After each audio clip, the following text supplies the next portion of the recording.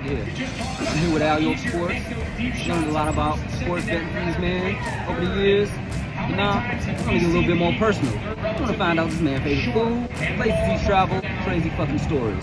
Let's get into it. Al, what's your favorite food? I eat everything, man. Burgers, catfish, burritos. I don't fuck with no swine, though. That's about it, man. Al, I wanna know, what's the craziest place you ever traveled to, and what the fuck happened when you got there? I remember going to PR when I was younger, and my man drove me to this hotel. And I kid you not, it looked like Children of the Corn. 2 miles of driving on dirt with high fucking leaves in the air. This true story. I was about 13, 14. I went out there for baseball. I mean, that's craziest shit I ever seen. Motherfuckers, some Children of the Corn shit. Niggas hiding behind the leaves. Like if we would have went slow, they would have got us. You got a lot of UFO conspiracy fans. You ever seen a UFO, Al? Not realistically, in my dreams I did. I mean, I got this dream that happened about 3 times where these tall metal men, they're like avatar sizes, that they on some military shit and they lock down the whole fucking country. And I remember hiding in the closet with my wifey, literally hiding like scared because you can't, these is robots, what can you do? And I had the same dream like 3 times, real talk, man. No cap, I told you I don't be capping. So, I'm sure you've been to a few sports games, sports events before. Right. What's the livest crowd that you've been to? I mean, Yankee Stadium, 55,000. Don Mattingly walk-off home run against the Twins. Probably about the best time I had. Lost my Walkman as a kid. Jumping, yelling, walking, fell off the upper deck and lost it. There's no way to redeem that shit. She went all the way down to the down crowd. Damn. But that's about it. I mean, the events, I'm not really, I've been to some Knicks games with Michael Jordan. Those were tough too. But that walk-off home run, I don't think nobody, nothing beats that walk-off home run. It's automatic. So I'm assuming the fans went crazy during that game. Next question. Out of all the stadium foods that you had, ballparks, football games, whatever, who's got the best food? I mean, they expensive as a motherfucker. I don't know if none of the food add up to the prices, but I love the hot dogs in the Yankee Stadium. They had some, no homo, they had some long joints like this. And I got the shits with some nuggets and onions and shit like that. That was popular. You weren't making what you're doing now, but you have been a rapper? Well, I tried rapping before, and I use the term try because I never grew up rapping. I grew up around rap music. I'm a hip hopper. Like, I know all the songs, I dance. People that know me know I used to be light on my feet. I thought being involved in the rap atmosphere that I could convert and be a rapper. I didn't feel like one of the best when I rapped. But when I do the sports shit, I feel like Biggie or Jay-Z or some shit. Maybe it's something you gotta really wake up to. Like, I wake up sports and money, I don't wake up rapping. And the real rappers that really rap, wake up rapping. You dig what I'm saying? Makes sense, I like that. Since we're on the subject of money, what do you think? Leaving all your money in the bank or old school, sticking it under the mattress? I'm an old school cat. You know, you give the bank what you want them to know, and you keep your money where you need to be, you know? But you don't do it under the mattress. You find a stash, you get a family member, and you get a nice little box, and you stuff that motherfucker up. But you don't show face there, you don't tell your mans about it, nobody. And you have it. 'Tis the season, and since Christmas is right around the corner, what's one of the worst Christmas gifts you ever had without offending a family member? And you're like, take this shit back. Take it back. It's hard for me to answer that question because I was left out a lot on Christmas. So if you want to ask me what was my worst Christmas moment, was when I didn't get nothing. So even if I got a little cologne, somebody else might laugh, yo, that's a $10 cologne. I'm still very appreciative of being thought about and getting that cologne. So my worst situation would be the years that I got nothing. That was the worst. So, with that being said, we got New Year's also on the way. We got back-to-back holidays. And with the holiday season, shit get crazy, shit get busy. What do you do to stay calm during the holiday times? You ain't gotta snatch somebody up out their car. I learned how to stay home with the wifey and enjoy the big house. The loft, we got the middle, and then we got the garage area. A lot of things that can keep me busy. I can clean out the garage, I can watch games. My loft got 4 TVs. I learned how to make my crib my paradise. I can zone out on my own with a cup of Kahlua. Makes sense. Now, another in-depth question. When you in your zone, you about to go out, you kicking it right before a live comes on. You do live every Friday. Facts. Right before you come out with that live, that's motivational music. Well, my motivation go-to music used to be Triumph, Wu-Tang, but I love that Mad-ism with KRS. I mean, I will play that literally 5 minutes before my show, and I just start rhyming my old rhymes, just spitting. Then I'll go freestyle, and wifey will be like, "What the fuck? You cursing? What you doing?"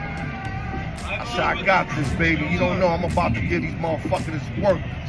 So that's what motivates me.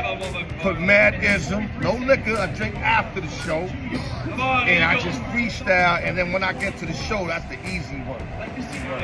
Makes sense. All right, now with you being a man from New York, what's your New York ice grill face? Give it to him. See, that's capping. When I turn into something that has to happen naturally, he's telling me to create it as I'm going, so this would be like capping. I can only do it when shit hits the fan. Yeah. And that's some real shit. Exactly. Real men don't walk around with that anger built up in them. You release it when it's necessary. Facts. With this season almost coming to an end, not necessarily next week, next month, but how do you see this NFL season? A surprise new NFL champion? Well, I think it ain't gonna be no surprises like the Texas Rangers in baseball. It might be a different team. It might not be the Chiefs either. Maybe you get a team, maybe you get Cincinnati to shock the world. Maybe you get the Detroit Lions, where you from, to shock the world. I don't think we're gonna see, the Chiefs. I think the Eagles can make it, but for some reason I got a feeling they won't make the Super Bowl back-to-back, maybe next year. So you're gonna see one of the top teams, but not the ones we're expecting to win. All right, good. We ain't got a lot about your history in New York. What was your favorite place to eat as a child when you were in New York? As a child or in general? In general. There's a place in Queens, by Queens Boulevard, called Peking, like Peking, P-E-K-I-N-G. They make the best chicken in the world. They marinate the shit for 2 days. Then they got like a fried rice with like two pieces of broccoli with shrimps in it. And when I tell you that this whole dish, you don't even need to add sauce to it because it's so juicy in flavor. I'd do anything right now for a plate of that Peking right now, bro. They ain't got that shit in Vegas. You know what I mean? Peking to be top notch. Now I got a lot of, other Spanish spots, like Castillo's in New York. There's another spot, I forgot the name, but my Spanish spots. But that Peking joint is like mixed Spanish, mixed Chinese. Shit's off the hook, man. And of course Apollo in New York, but before the rat stories. When there was no rat stories, Apollo, Lafayette, all that used to be the shit. All right. We know in the future Al York is about to be a very rich man. He's about to take this brand to the next level. I want to ask him, like most rich people do, you know about the submarine incident where all the rich people went up there. We want to know, once you get your billions, Al, you think you're gonna take a trip to the moon? Nah. What I want to do is, I want to look out for the people that stood around me. I want to see them happy. Not the ones that had expiration dates, not the ones that retired on me, not the ones that betrayed me, not the ones that did me dirty. I know who the fuck y'all, because I know who the fuck y'all. I never forget that. And the ones that roll with me, I never forget that either. And I'm big on helping out the homeless too. I'm not doing big moves now because I don't have the paper to do what I really want to do for the homeless. But I'm always looking out for homeless, whether it's a couple dollars, whether it's drinks, whether it's food. But I would like to do a lot more and live life in that matter of giving back in some type of capacity. I already lived it up, you know, doing my early days of the dealings and coming up. I did me already. I want other people to enjoy through me now. That's what it is. Makes sense. And I appreciate that. And as this game starts to wrap up, I want to say one last thing. We're going to ask you now one serious question. Talk to me. We don't know if you're going to answer it, we're going to not. Top 5 dead or alive MCs. Let's go. I'm not going to answer that. I knew it. This is a tough question because you got to involve errors. But if I can answer and say Jordan in basketball, you know, and in baseball,